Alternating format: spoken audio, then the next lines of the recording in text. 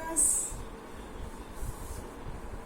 बच्चों, आज हम जो अर्थशास्त्र में एक नया चैप्टर ले रहे हैं वो है सेकंड चैप्टर। पहला अपन ने पालनपुर वाला देखा था, ये सेकंड चैप्टर है संसाधन के रूप में लोग। अब पहले आपको संसाधन पता होना चाहिए, जैसे संसाधन कहते हैं भूमि, ठीक है, प्राकृतिक संसाधन हम कहते हैं संसाधन है। पर यहाँ हम एक बात कर रहे हैं प्राकृतिक की नहीं, हम बात कर रहे हैं मानव, मनुष्य एक संसाधन, जनसंख्या एक संसाधन, ठीक है। और मानव के साथ हमने एक शब्द और जोड़ दिया, मानव पूंजी। क्या अर्थ है इसका? तो बच्चों यहाँ तात्पर्य ये है कि एक व्यक्ति, ठीक है, अगर उसके पास शिक्षा नहीं है, उसके पास स्वास्थ्य सुविधाएं नहीं है, ठीक है, वो पढ़ा लिखा नहीं है, तो उसका जो मूल्य है वो उस व्यक्ति की तुलना में कम हो जाता है जिसके पास के शिक्षा बेहतर उसने पाई है, उच्च ज्ञान उसके पास है, कौशल उसके पास है, ठीक है, प्रशिक्षण है उसके पास, और अच्छे स्वास्थ्य को भी उसने पाया है। तो यहाँ पे हम बात करते हैं जब उच्च ज्ञान, उच्च कौशल, प्रशिक्षण, शिक्षा, स्वास्थ्य ये सब उसके पास सुविधाओं के रूप में है, तो वो मानव एक पूंजी के रूप में बदल जाता है। इसको हम ऐसे ले लेते हैं जैसे कि मान लीजिए कोई व्यक्ति है, उसने जो है किसी एक प्रकार का योग्यता का प्रशिक्षण, मतलब योग्यता है उसके पास, किसी चीज का प्रशिक्षण ले रखा है, तो उस कार्य को बेहतर तरीके से कर सकता है। जैसे एक सिंपल जब बात करते हैं कंप्यूटर की, तो किसी ने कंप्यूटर का कोई कोर्स कर रखा है, हाई लेवल का कोर्स कर रखा है, तो वो व्यक्ति उस श्रमिक की अपेक्षा ज्यादा आय अर्जित कर सकता है जो पढ़ा लिखा नहीं है, क्योंकि उसने कोई कौशल हासिल ही नहीं किया, उसके पास ज्ञान नहीं है। तो अगर हम कौशल, ज्ञान, हुनर प्रशिक्षण के द्वारा प्राप्त कर लेते हैं, शिक्षा के द्वारा प्राप्त कर लेते हैं, तो हमारे आय का स्तर भी क्या हो जाता है, उच्च हो जाता है, हमारा जीवन स्तर भी क्या हो जाता है, उसमें गुणवत्ता आ जाती है। और ऐसे में हम अपने लिए नहीं, अपने देश के लिए भी उसकी आय में भी क्या कर सकते हैं, वृद्धि कर सकते हैं। तो यहाँ पर हम बात कर रहे हैं कौशल, ठीक है, मतलब कोई हमें जो एक योग्यता उत्पन्न हो जाती है, तो मानव किसमें हो जाता है, मानव पूंजी में तब्दील हो जाता है। तो मानव पूंजी का निर्माण जब हो जाता है, तो ये योग्यता, शिक्षा, प्रशिक्षण, स्वास्थ्य, बेहतर शिक्षित है अगर वह, ठीक है, प्रशिक्षित है, तो उसके आय के साधन भी क्या हो जाते हैं, उसके लिए अवसरों की जो है बहुत ज्यादा उपलब्धता हो जाती है, वो ज्यादा अवसर पा सकता है। जैसे हम देखते हैं डॉक्टर्स हैं, इंजीनियर्स हैं, शिक्षक हैं, वकील हैं, या कोई अन्य योग्यता प्राप्त किए व्यक्ति है, तो वो अपने कार्य क्षेत्र में क्या है, वो हुनरमंद है, उसको उस चीज का ज्ञान है। आज हर कोई व्यक्ति इलाज नहीं कर सकता। आज एक छोटे से उदाहरण के रूप में कि मान लीजिए आप कहीं जा रहे हैं, चाहे आप देखते हैं कि कोई जो है व्यक्ति बेहोश हो गया है या उसको कोई चोट लग गई है, पर हमें नहीं आता है क्योंकि हमको प्रशिक्षण प्राप्त नहीं है कि हमें उसे कैसे जो है सहायता देनी। वही अगर कोई एक नर्सिंग कर्मी है जो नर्सिंग की प्रशिक्षण ले रहा है, उसे पता है कि उसको उस समय तुरंत ही फर्स्ट एड क्या देनी है, प्राथमिक चिकित्सा उसको क्या देनी है, और ऐसे में उसके लिए एक मानव पूंजी के रूप में आ जाता है। तो मानव पूंजी जो है वो अन्य संसाधनों से बेहतर है। जैसे हम एक सिंपल बात करें भूमि, तो भूमि ऐसी ही रहेगी, ठीक है, जब तक कि मानव उसका उपयोग नहीं करेगा, और मानव जो उसका उपयोग करता है तो भूमि को क्या बना रहता है, वो एक संसाधन के रूप में बना रहता है। तो भूमि हो या भौतिक पूंजी हो, वो चीजें जब तक मनुष्य इसका उपयोग नहीं करेगा उसका कोई भी उपयोग नहीं हो पाता। तो यहाँ पे इन्होंने दो बच्चों के उदाहरण दिए हैं कि कैसे एक ने बेहतर शिक्षा पाई, उसके माँ बाप ने शिक्षा का महत्व समझा, तो उसका आगे जीवन स्तर बहुत अच्छा हो गया। और एक के परिवार की स्थिति ऐसी नहीं थी कि वो आगे पढ़ सके, उच्च शिक्षा प्राप्त कर सके, तो उसका जो है आय का स्तर भी क्या रहा, बहुत निम्न रहा, और वो ज्यादा आगे अवसर उसको नहीं मिले आगे बढ़ने के। तो यहाँ पे दो नाम होते हैं, एक तो है बच्चे का नाम सकल और एक विलास। अब सकल जो है, इसके माता पिता ने पढ़ाई का महत्व समझा, इसको अच्छी शिक्षा दिलाई, उसको कंप्यूटर का कोर्स भी करवाया, तो जिसके बल पे उसने एक छोटी सी नौकरी भी ज्वाइन कर ली, फिर वहाँ पे उसने और प्रशिक्षण लिया, और उसने अपने एक अच्छा सॉफ्टवेयर बनाया, और सॉफ्टवेयर के कारण उसको एक अच्छी पदोन्नति, तरक्की उसको संस्था में मिली और उसने बहुत अच्छी जो है अपनी स्थिति बना ली और उसकी आय भी क्या होगी, बेहतर होगी। वहीं जो दूसरा बालक है विलास, उसके पिता नहीं है, उसकी माता जो है मछलियाँ जो है बेचती हैं, उसको पढ़ाया नहीं गया है, तो वो अपने घर के ही काम में उसमें योगदान देने लगा, मछलियाँ पकड़ने लगा। तो उसमें उसकी आय का स्तर जो है अगर हम देखते हैं शकल के मुकाबले कमज़ोर रहा, क्योंकि उसने कोई विशेष ज्ञान हासिल नहीं किया। उसने वही माँ के काम को ही जो था उसको अपना लिया, उसने आगे बढ़ने का प्रयास नहीं किया, या हम ये कह सकते हैं कि उसको वो अवसर नहीं मिला। तो एक की जगह तो शिक्षा स्वास्थ्य ने क्या कर दिया, सूचक्र मतलब अच्छा माहौल बना दिया उसके लिए आगे बढ़ने का, और यहाँ पे उसके लिए क्या हो गया, गरीबी का दुष्चक्र, वो उसी चक्र में जो है वो फंस के रह गया। तो यहाँ पर जो शिक्षित माँ बाप हैं वो जो शिक्षा का महत्व समझते हैं वो अपने बच्चों को आगे बढ़ने के अवसर देते हैं।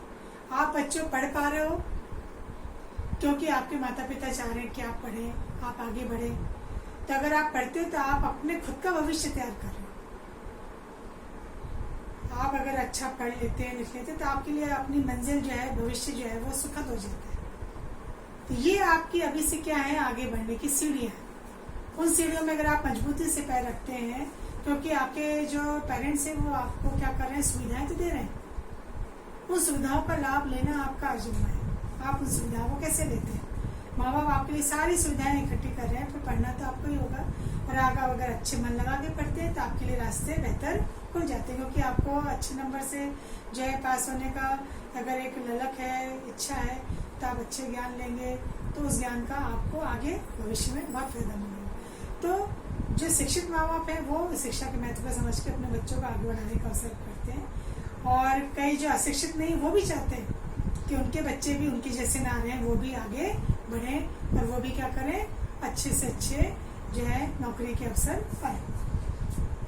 तो यहाँ पे जापान का उदाहरण आता है कि जापान ने अपने देश में मानव पूंजी को बहुत आगे बढ़ाने का प्रयास किया और शिक्षा स्वास्थ्य में बहुत ज़्यादा उन्होंने क्या किया, आगे बढ़ने के अवसर प्रदान किए नागरिकों को।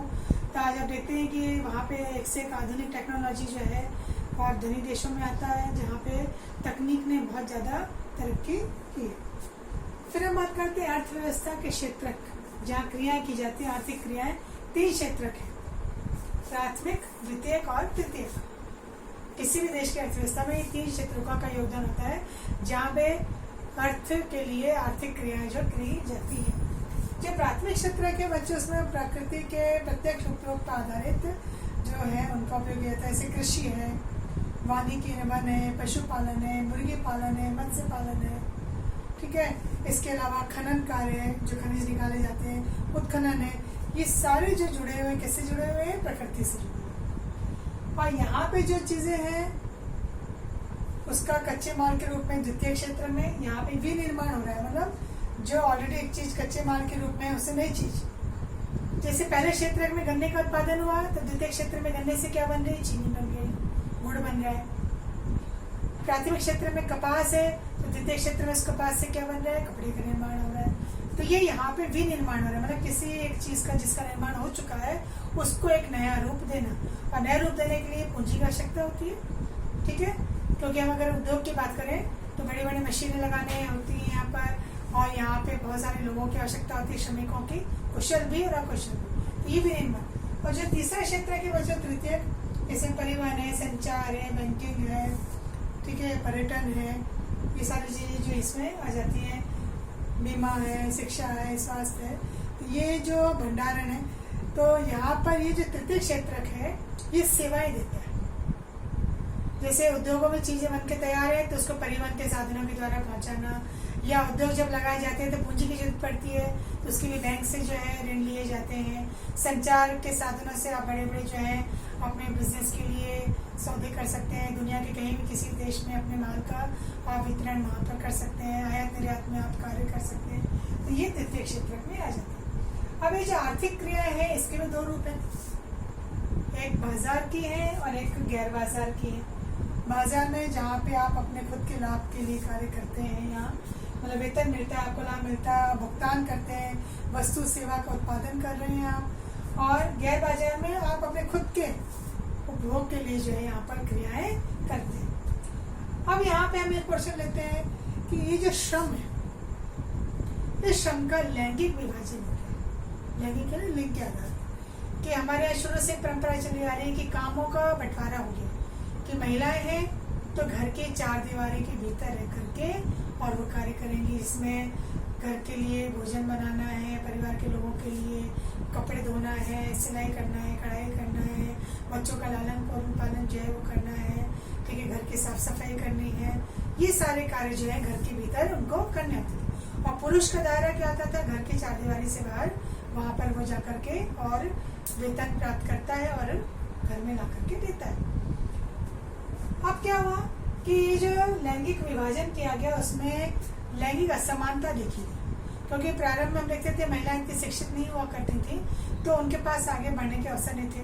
और महिलाएं जितना भी कार्य कर रही घर में उनको एक तरह से देखा जाए ज्यादा जो है ध्यान नहीं दिया जाता है, समझा जाता है कि ये तो इनका कार्य है, उसके लिए उनको कोई भी पैसा नहीं मिलता है। दिन में सुबह से लेकर रात तक वो काम में लगे तो इसका उनको कोई भुगतान नहीं होता, कोई वेतन नहीं मिलता है, कोई इनकम ही नहीं होती है उनकी, ठीक है।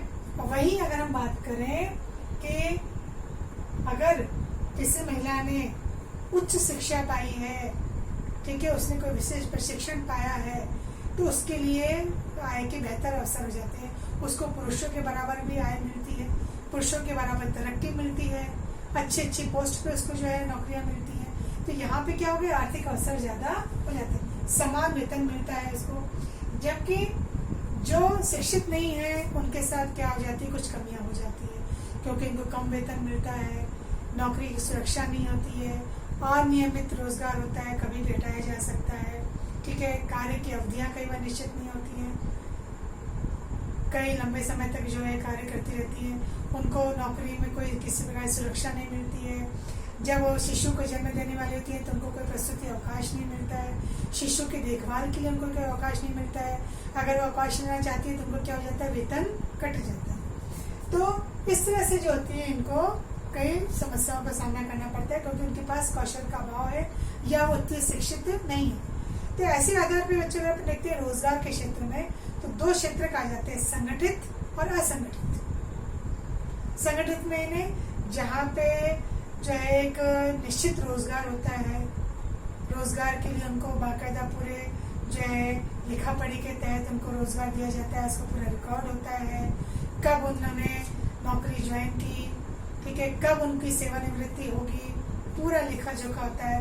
सवैतनिक अवकाश मिलता है इनको, मतलब महीने में संडे अगर छुट्टी है तो उसका भी इनको पूरा महीने का जो है वेतन मिलेगा।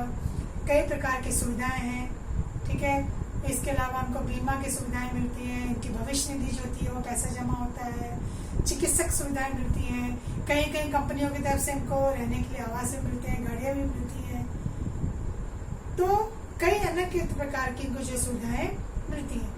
किसी प्रकार की कोई बीमारी में इलाज के लिए भी सुविधाएं मिलती है इनको। सवैतनिक अवकाश तो मिलता ही है, रिटायरमेंट की एक उम्र होती है, रिटायरमेंट के बाद भी इनको पेंशन मिलती है। तो ये सारी सुविधाएं कहाँ मिलती है, संगठित।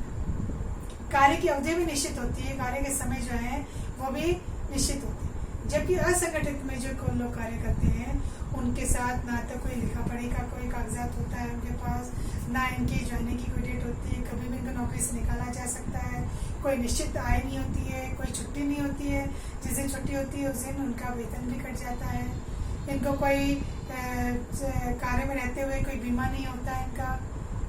हम छोटे मोटे रोजगार की बात करें, कई बड़ी बड़ी कंपनियां तो ये भी देती हैं।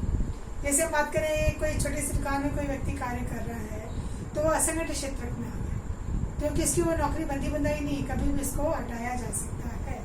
तो इस तरह के क्षेत्र में संगठित और असंगठित में अंतर आ जाता है। तो शोषण की भी यहाँ पे स्थिति बनती है संगठित में, जबकि संगठित में इन लोगों की यूनियन भी होती है, वहाँ पे जाकर के वो अपनी बात को रख सकते हैं। कई बड़ी बड़ी निजी कंपनियां वो भी सुविधाएं देती हैं, वहाँ पर भी अपने श्रमिकों को कुशल और कुशल दोनों कुशल अकुशल जो श्रमिक उनकी भर्ती होती है उनको वहाँ पर जो रोजगार दिया जाता है, उनके भी हित का ध्यान रखा जाता है।